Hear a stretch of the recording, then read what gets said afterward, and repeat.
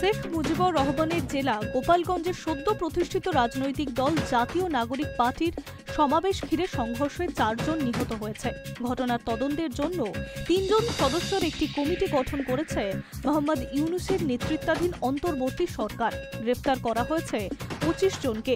তবে গুলি কেন চলল এবং নিহতদের দেহ ময়না তদন্তে না করেই কেন পরিবারের হাতে তুলে দেওয়া হলো সেই প্রশ্ন উঠছে। এই বিষয়ে ঢাকা রেঞ্জের ডিআইজি রেজাউল করিম মল্লিককে জিজ্ঞাসা করা হলে তিনি সরাসরি কোনো জবাব দেননি, শুধু বলেছেন বিষয়টি আমরা আইনি প্রক্রিয়ার মধ্যে নিয়ে আসব। এসব ঘটনার মামলা করার প্রস্তুতি চলছে। বৃহস্পতিবার রাত পর্যন্ত অবশ্য কোনো মামলা রুজু করা হয়নি। পুলিশের এক সূত্রের দাবি, উচ্ছৃঙ্খল জনতা নিহত 4 জনের মৃতদেহ ময়না তদন্ত করতে না দিয়ে জেলা হাসপাতাল থেকে জোরপূর্বক নিয়ে যায়। নিহতদের আত্মীয়রা সে কথা মানতে নারাজ। বৃহস্পতিবারের অগ্নিগর্ভ পরিস্থিতি পরে সন্ধ্যাবেলা পর্যন্ত কারফিউ জারি করা হয়েছিল। সেই কারফিউ মেয়াদ অনির্দিষ্টকালের জন্য বাড়ানোও হয়। শুক্রবার সকাল থেকে রাস্তাঘাট ছিল জনশূন্য পথ, দোকানপাট বেশিরভাগই বন্ধ।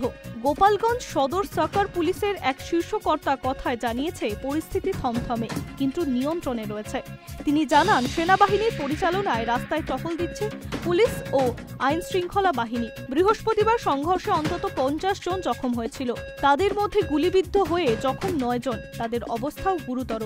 আহতদের গোপালগঞ্জ জেনারেল হাসপাতালে চিকিৎসা হচ্ছে। এই হাসপাতালে তত্ত্বাবধায়ক জীবেতেশ বিশ্বাস জানিয়েছেন, 4 জনের মৃতদেহ হাসপাতালে আনা হয়েছিল।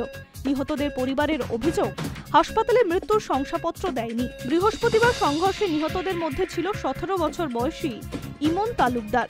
জানা গিয়েছে সে গোপালগঞ্জ শহরে একটি দোকানে কাজ করত।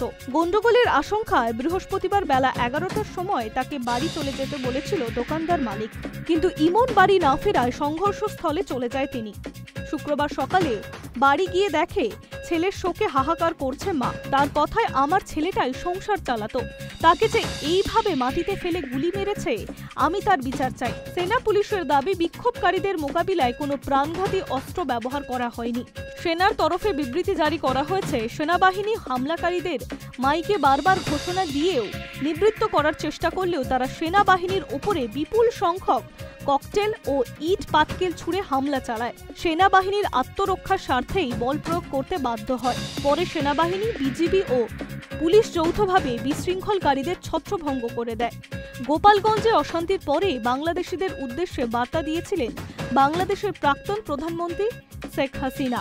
অডিও বার্তায় প্রতিরোধ গড়ে তোলার জন্য ডাক দিয়েছেন তিনি। হাসিনা বলেছেন, যা আছে তা নিয়েই এখন পথে নেমে পড়ুন, ঘরে বসে থাকার সময় আর নেই।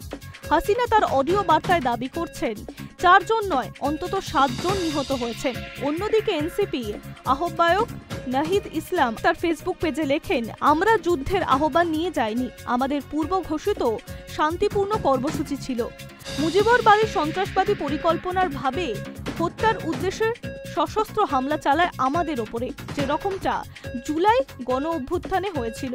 আওয়ামী লীগ সবসময় একটা গৃহযুদ্ধ পরিস্থিতি তৈরি করতে চায়। পুরো ঘটনা সুষ্ঠু তদন্ত ও বিচারের দাবি করে নাহিদ বলেছেন, দ্রুত বিচার না হলে আমরা আবার গোপালগঞ্জে আসব। Hi news network.